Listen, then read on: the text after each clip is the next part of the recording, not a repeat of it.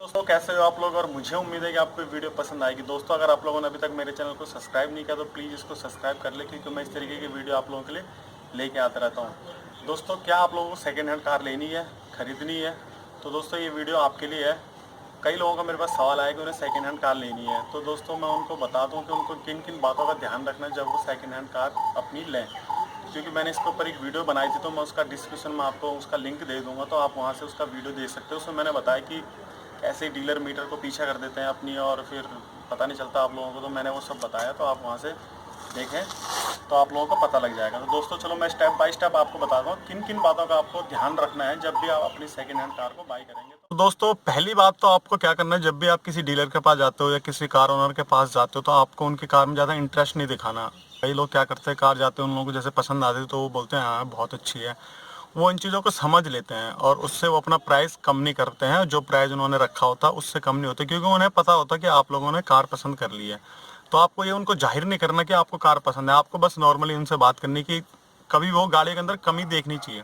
अगर आप खरीदने जा रहे हो तो आप हमेशा कमी देखने कार के अंदर कि यार इसमें ये प्रॉब्लम है, ये प्रॉब्लम है, तो आप इतना इंटरेस्ट ना दिखाएं ताकि वो भी समझे कि हाँ यार वाकई में हमारी कार में प्रॉब्लम है, तो इसलिए वो पैसे कम कर सकता है।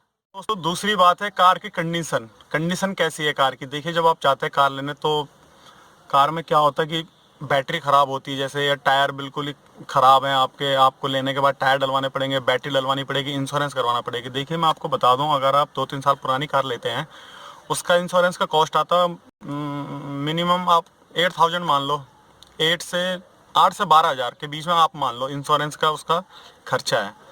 दूसरी बात टायर, टायर आते कम से कम 3-3.5 हज़ार रुपये का एक टायर आता है, तो आपके कम से कम 10-12 हज़ार रुपये का आपके टायर। बैटरी आती है, अगर पेट्रोल कार है तो बैटरी आएगी आपके कम से कम 3-3.5 हज़ार रुपये की, और डीजल कार है तो उसमें आएगी कम से कम 4 से लेकर 5 हज़ार के बीच में। तो आप ये सब चीज़ें देखें कि उसकी बैटरी कितनी पुरानी है, उसने बैटरी डलवाई नहीं डलवाई, क्योंकि दोस्तों लेने के बाद तो आपको ये सब खर्चा आपको ही करना है। वो तो कोई ठीक करके देगा नहीं। आप कोई बंदा अपनी कार को सेल कर रहा है तो वो क्यों कर रहा है, देखिए उसमें कोई प्रॉब्लम है, उसमें टायर टायर डलने हैं, बैटरी डलनी है, या इंश्योरेंस ड्यू आ रहा है उसका, तो इसीलिए कार सेल करता है। ये सब चीज़ें देखें, आप कंडीशन देखें उस कार की कैसी है। ऐसे नहीं कि बाहर से देख ले चमक रही, किसी ने पॉलिश करवाई धुलवाई है तो आप बस फिदा हो गए। देखिए इन चीज़ों मैकेनिकली की भी आपने कार को देखना पड़ेगा ढंग से। अभी क्या होता है, अगर किसी कार का इंश्योरेंस है तो जब आप अपनी कार को ट्रांसफ़र करोगे अपने नाम पे, तो इंश्योरेंस भी ट्रांसफ़र आसानी से हो जाता है, तो उसकी कोई दिक्कत नहीं। आप देखिए उसकी इंश्योरेंस कब तक वैलिड है और आपके कब तक काम आ सकती है इंश्योरेंस। अगर 6-8 महीने बाकी हैं उसके, तो इसमें आपका फ़ायदा, तो इस चीज़ से थोड़ा प्राइस में थोड़ा फ़र्क पड़ता है। देखिए उसकी बैटरी देखिए कितनी पुरानी, टायर टायर कितने चले हुए हैं, मुश्किल से 60,000-80,000 टायर चल जाते हैं, तो उसके देखिए टायर कितने चले हैं, कितने उसमें अभी है चलने लायक क्षमता है उन टायरों में। तो ये सब चीज़ें बहुत मैटर करती है। अब अभी आप सोचोगे यार 2014 मॉडल है और ऐसे है, तो आप उस चीज़ का प्राइस नहीं, प्राइस देखा जाता मॉडल के हिसाब से भी होता प्राइस, लेकिन कंडीशन भी कोई मायने रखती है। कंडीशन भी होती है कार के अंदर। अगर आप बिल्कुल ही उसकी कंडीशन बिल्कुल ख़राब है, उसका इंजन डेड है, टायर नहीं है, ऐसे घिसे हुए टायर है, तो उसकी क्या वैल्यू है, कुछ भी नहीं। मॉडल का क्या करोगे आप। लेकिन कंडीशन आप देखिए कि उसके टायर वगैरह बैटरी वगैरह सब ओके होनी चाहिए। अगर नहीं है ओके, तो देखिए ये खर्चा आपने लेके चलना है कि यार मुझे इतना खर्चा बाद में लगाना है, क्यों 5 हज़ार की बैटरी डलवानी है, 12 हज़ार रुपये के टायर डलवाने हैं, 12 हज़ार रुपये का मुझे इंश्योरेंस करना। तो आप उस हिसाब से उस कार का प्राइस लगाएं। जरूरी नहीं कि आपको एक ही कार है वही लेनी है। आप सर्च करें या देखें, आप जिससे भी कार लेते हो उस चीज़ का सब देखें। अगर कोई बंदा आपसे 3 लाख रुपए मांगता है किसी कार के, और उसमें ये सब चीज़ें नहीं है, इंश्योरेंस उसका ख़त्म हो गया है, या उसमें बैटरी बैटरी बैटरी की ज़्यादा मुश्किल 2.5-3 साल पे लाइफ रहती है, 2.5-3 साल, तो आप देखिए कितनी पुरानी है। तो आपके सब खर्चा लगा के उसका अपना प्राइस बताइए, भैया हम तो इतने में लेंगे, इससे ज़्यादा नहीं लेंगे। डीलर क्या करते हैं, कम से कम 50,000, 60,000, लाख रुपए तक मार्जिन रखते हैं अपना। तो आप सब चीज़ देखिए, उनको कन्विंस करेंगे हाँ यार आपकी गाड़ी में ये प्रॉब्लम है, आपकी गाड़ी में उनको लगेगा हाँ यार ये तो सही बोल रहा है। बाकी उनका तो काम ही यही होता है, बस वो तो अपनी, कोई भी अपनी कार सेल करता है तो कोई ये नहीं बोलता कि मेरी कार ख़राब है या कुछ भी है। सब यही बोलते हैं कि मेरी कार बहुत अच्छी है और इसमें कोई काम नहीं होता, कोई कुछ नहीं होता है।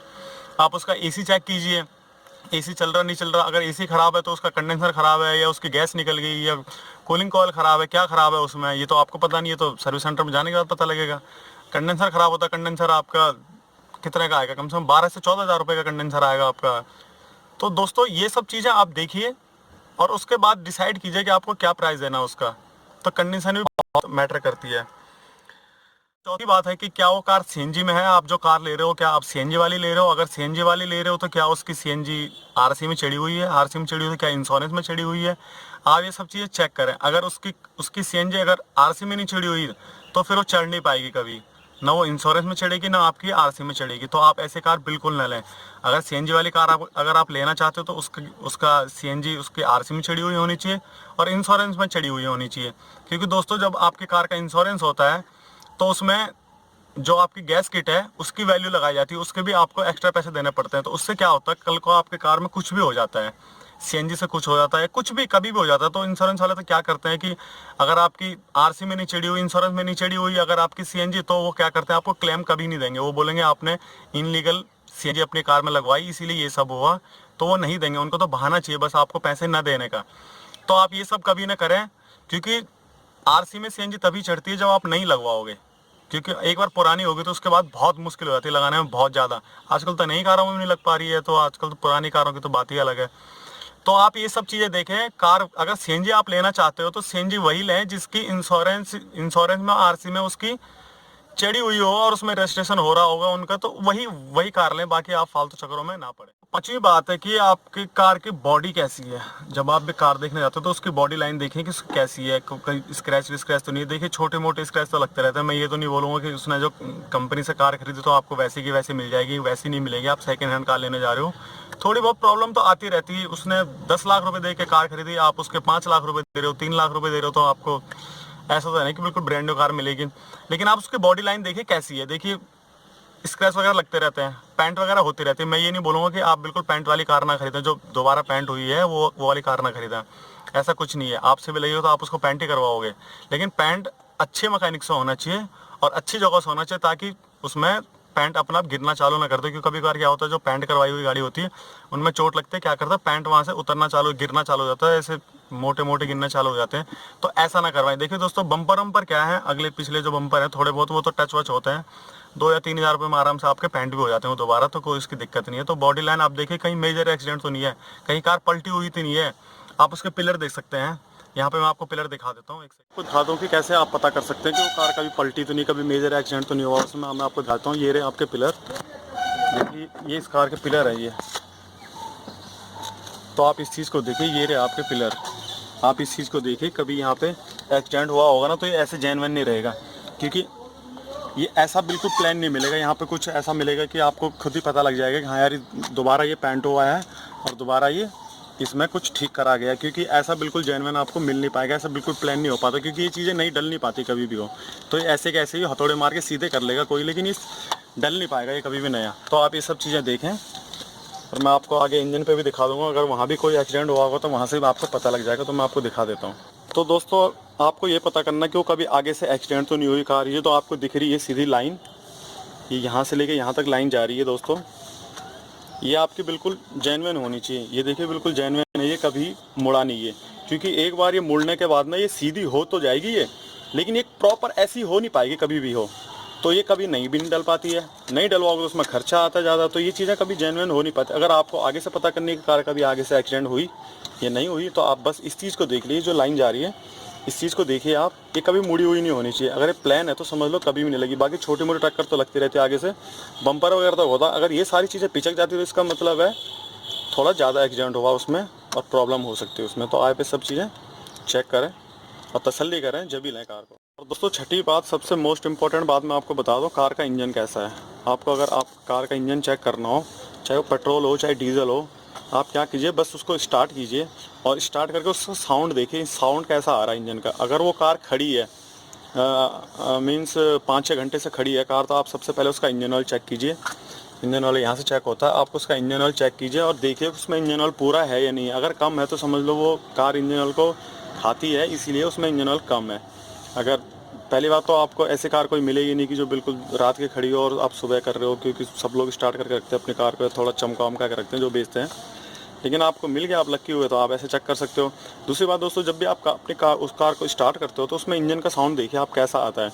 अगर देखिए टिक टिक करके एक साउंड आता है, बहुत तेज़ साउंड आता है, अगर वो साउंड आ रहा तो आप ऐसी कार को बिल्कुल मना लीजिए, उसका इंजन वीक है और उसके टैपिट बहुत आवाज़ कर रहे हैं, इसीलिए उसमें ऐसा साउंड आ रहा है। अगर पेट्रोल कार होगी तो बहुत कम साउंड होना चाहिए, डीजल कार होगी तो तब भी साउंड होना चाहिए, लेकिन ऐसे नॉकिंग करके जो आवाज़ आती है ना, टक टक करके जो आवाज़ आती है, जो कानों में चुभती है, ऐसी आवाज़ नहीं आनी चाहिए इंजन के अंदर, चाहे वो पेट्रोल हो, चाहे डीजल हो, चाहे किसी भी सीएनजी हो, कोई सा भी इंजन हो, लेकिन साउंड ऐसा नहीं आना चाहिए जो आपके कानों में चुभे। ऐसा साउंड नहीं आना चाहिए, और स्लो साउंड होना चाहिए, भारी साउंड कभी नहीं होना चाहिए कार का।